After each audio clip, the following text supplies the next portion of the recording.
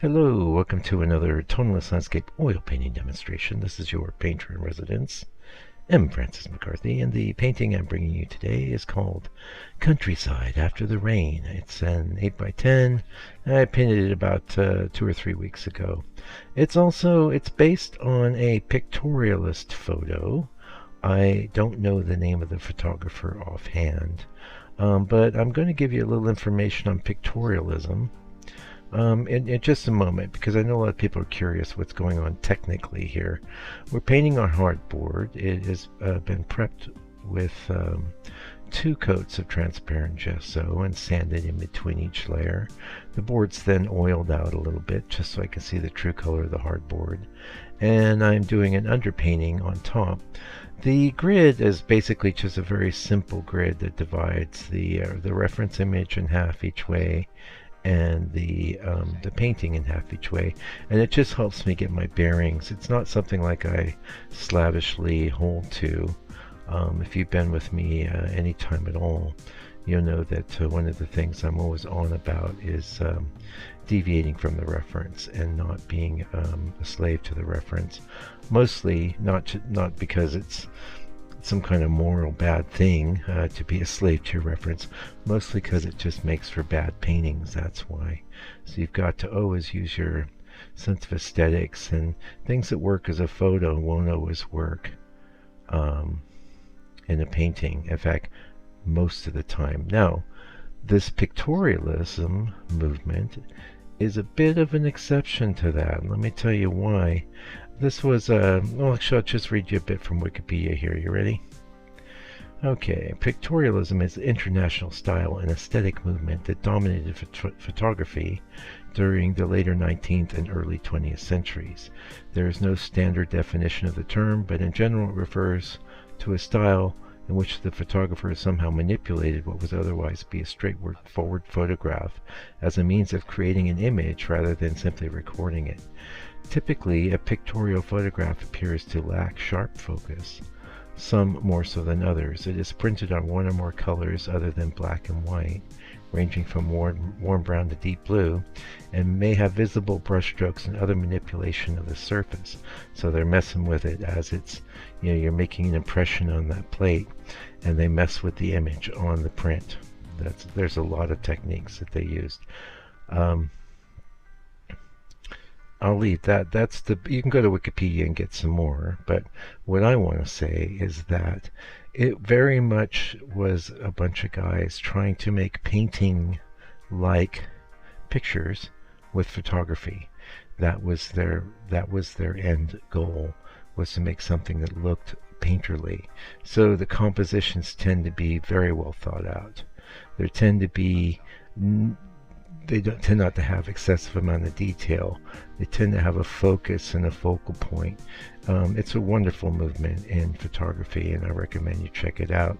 And I've done lots of studies here. If you're interested in looking at some more, there's 2 playlists on the channel. One is the sepia series, and the other is the pigment series, both of which were all based on pictorialist photos. Now, another thing that I want to point out is that my reference, I did a coloration of it using a program online. I hope I can find that for you, because I want to give them some credit. Here you go. You'll love it. If you have a black and white image, you can take it here and upload it. It's called palette.fm, PALETTE.fm. Wonderful site. And they let you download a little minimal resolution if you want a better resolution of their colored image.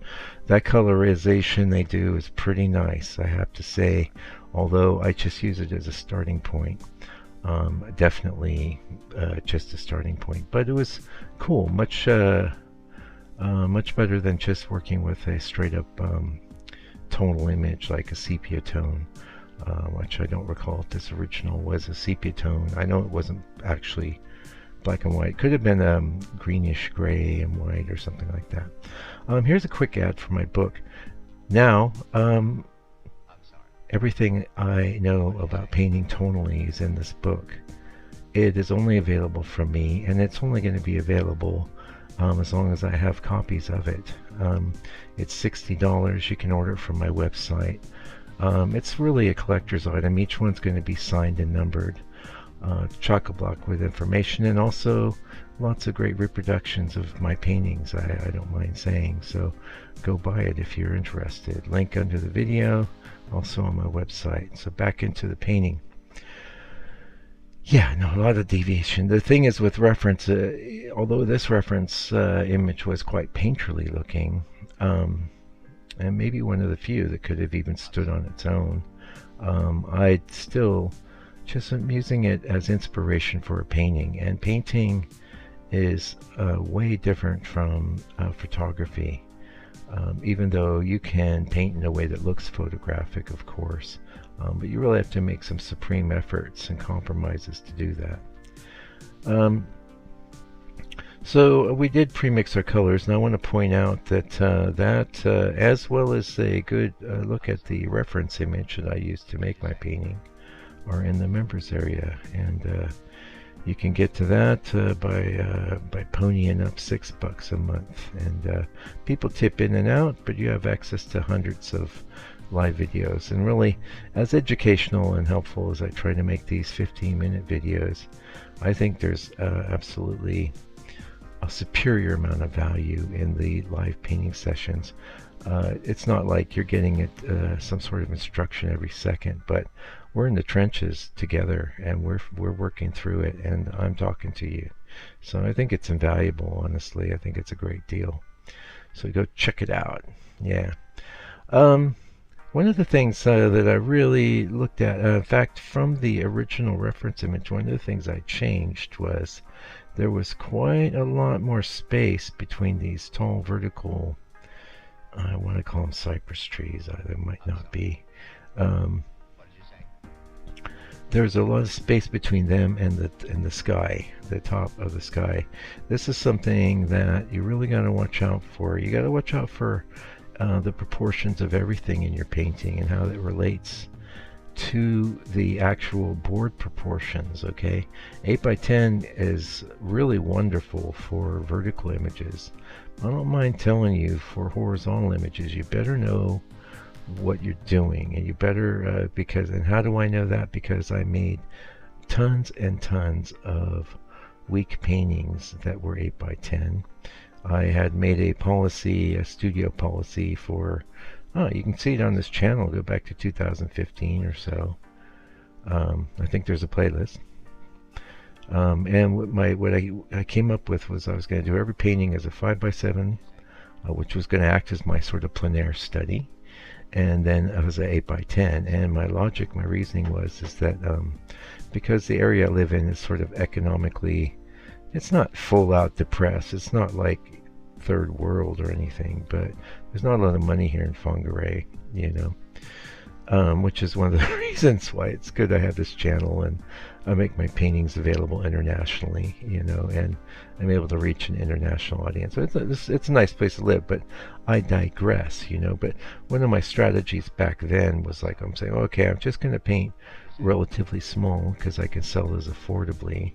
Besides, I can do a lot more paintings, which is really one of the reasons I paint small. Some people wonder.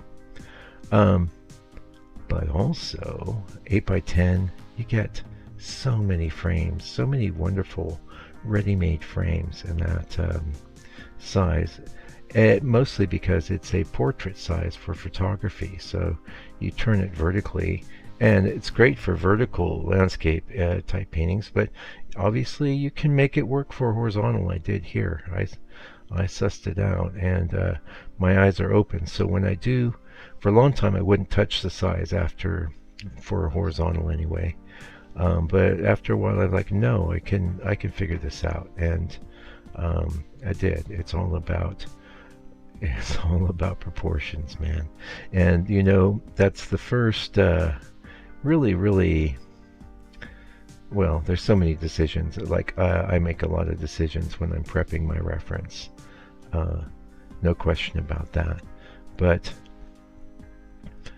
I often can rescale that reference and crop it to different proportions if I have different boards prepped and available. But I'll always, if I'm going to do an 8 by 10, I always make sure I really, really think about what I'm doing.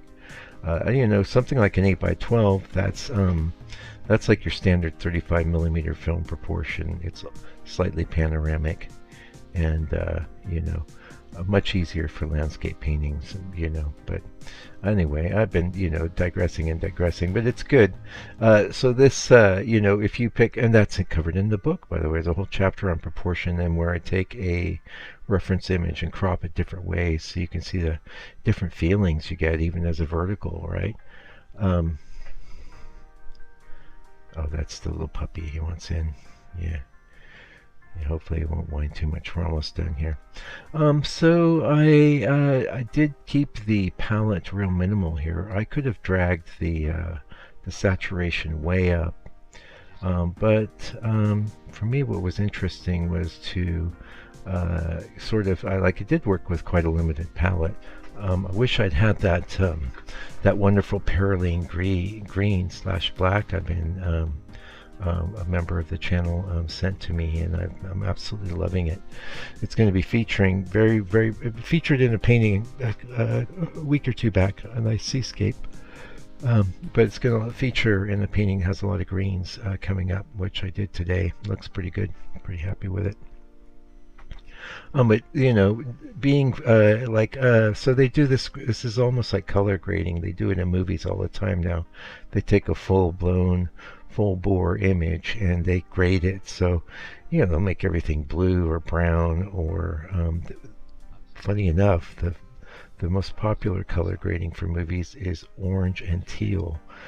Because you have to be careful with those flesh tones, right? But if you pay attention to the next time you look at any modern TV show or movie, there's a lot of color grading that's done, and a lot of it's orange and teal.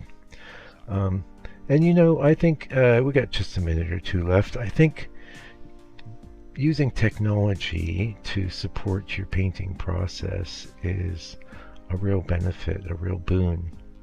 Obviously it can save time, but the masters, don't think that it's going to catapult you ahead of the masters, because they did what they did through the dint of memory and hard work, right?